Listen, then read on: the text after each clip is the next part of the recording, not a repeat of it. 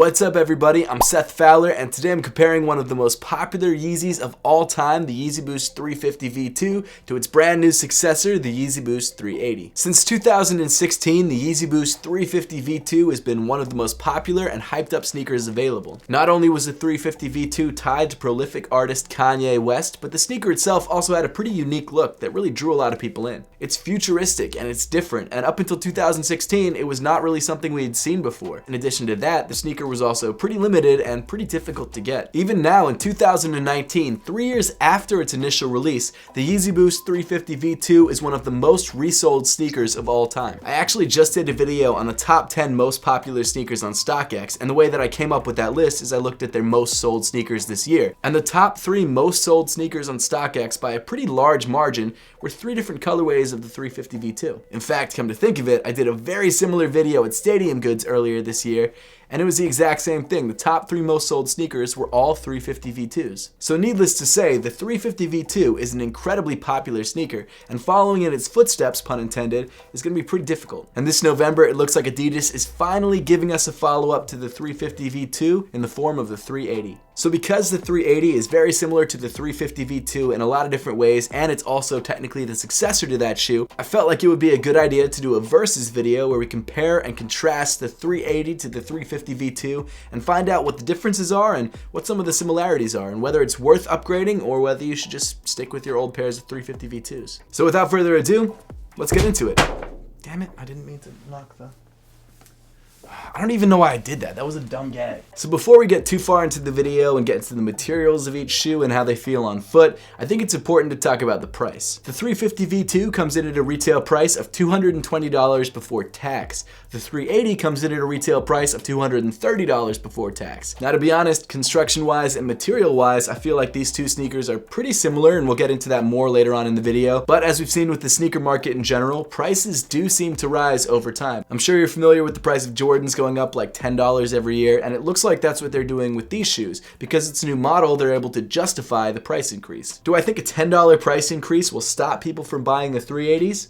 Probably not. I still think it's a shoe that's going to sell out immediately and resell for a good amount of money. But it does kind of stink that if you are able to grab this shoe for retail, you have to pay $10 more than you had to with the 350 V2s. But with that out of the way, let's talk about the overall styling of both of these sneakers. From a distance, the 380s and the 350 V2s do look pretty similar, especially in the static and alien colorways, because they're both kind of gray sneakers. Both the 380s and the 350s have an athletic, low-cut look, and they definitely have sort of a wedge shape to them. Not only that, but both shoes also feature a sock-like prime knit upper. They both have rope laces that weave through the upper and don't do too much in the way of tightening the shoe, and neither one of them has any kind of midfoot cage or external heel counter. The construction of both of these uppers are pretty similar as well. Each shoe is made up of a left side and a right side that's sewn down the center of the shoe. The only real difference when it comes to construction is that the 350 V2s have exposed stitching running down the center of the shoe, and the 380s have their stitching on the inside of the sneaker instead, so you just have a pretty clean seam. That stitching detail was always kind of a unique characteristic to the 350 V2s, and while I didn't mind it, I think I prefer this look better. Moving into the actual pattern of the uppers, both shoes feature a sort of gray, white, and tan look. The 350 V2s, at least on the newer iterations, have sort of a static, linear pattern. The 380s, on the other hand, have a very organic look that reminds me a lot of a Rorschach test. Both patterns are fine, if not a little crazy, and I think it really just comes down to personal preference. Another change between the 350 V2 and the 380 is the difference in translucent mesh on the lateral side of the sneaker. The 350 V2 has a very thin plastic mesh panel running down the side of the sneaker, pretty much all the way from the heel to the toe. Whereas on the 380, you've got a much larger translucent plastic panel that has these large perforations throughout, and it also has a much more organic look to it. A question that I actually got a lot in my 380 review is whether you could use these perforations as eyelets for the laces, and I honestly don't know, so why don't we try it? I mean, they look about the same size. I don't see why you couldn't use these perforations as new eyelets. Yeah, you totally can use these perforations as new lace eyelets.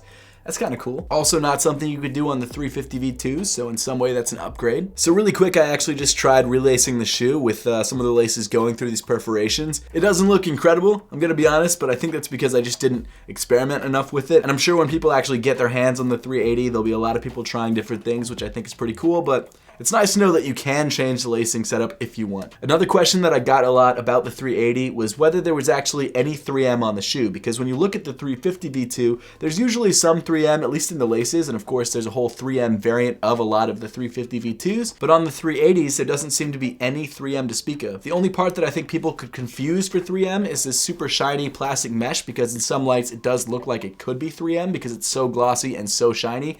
But no, it's just standard plastic mesh that's been sort of pressed down and given a very glossy coating. A pretty major difference between the 380 and the 350 V2 is the ankle collar area. I'm sure you're all familiar with the 350's ankle collar area. It doesn't really hug your foot at all. You just use these two ends as pull tabs and that's about it. However, on the 380, it looks like Adidas opted for a more sock-like NMD style ankle collar. Visually, I don't like the look of the 380's ankle as much as I do the 350 because I feel like this is just a more interesting and unique style.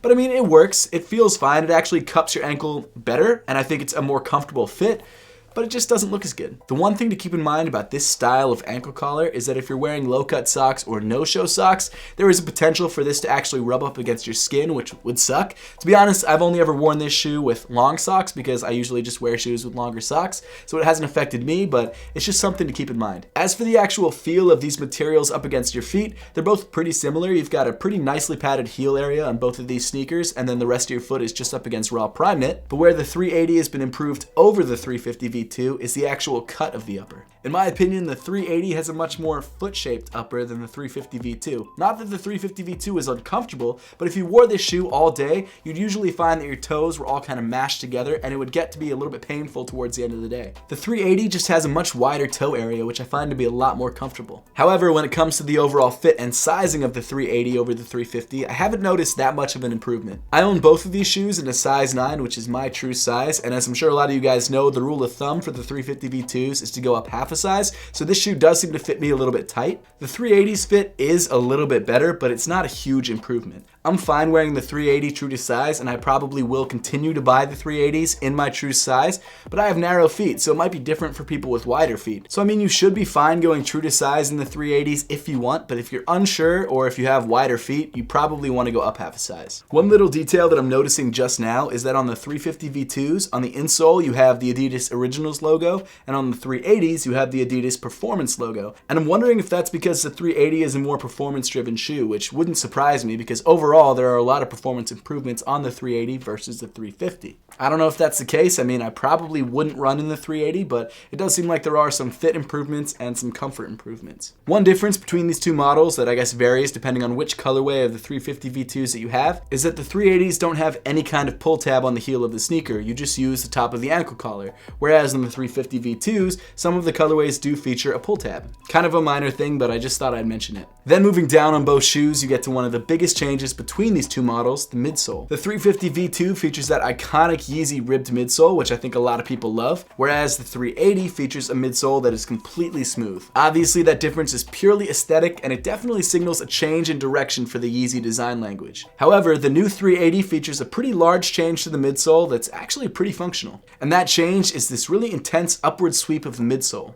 The 350 V2 is a very sort of rounded and bulbous heel area, which can sometimes catch the ground when you're walking, whereas on the 380, because the end is swept upward, you just don't have that problem at all, and it's not something that I really thought that I needed until I started to wear this shoe and noticed how much better it feels to walk in this sneaker than it does to walk in the 350 V2. That's just another example of a performance-driven improvement on the 380 that I think makes this shoe much more comfortable than the 350 V2. Something else I noticed is that the rubber on the 380's midsole seems to be a lot softer and a lot thinner than that on the 350's, which should allow the boost to expand more and give you a more cushioned ride. I'm also pretty sure that they added more boost cushion in the 380 than they had in the 350 V2, so all around it's a more comfortable midsole on this shoe than the previous version. Then finally, moving to the bottom of both of these shoes, you'll notice that the styling of the 380's outsole is much more organic than that of the 350 V2's. And not only that, the 380's actually has a traction pattern, which means that this shoe grips the ground way better than the 350 V2s, because these guys didn't really grip anything. Overall, I would say that the 380s are definitely a performance improvement over the 350 V2s.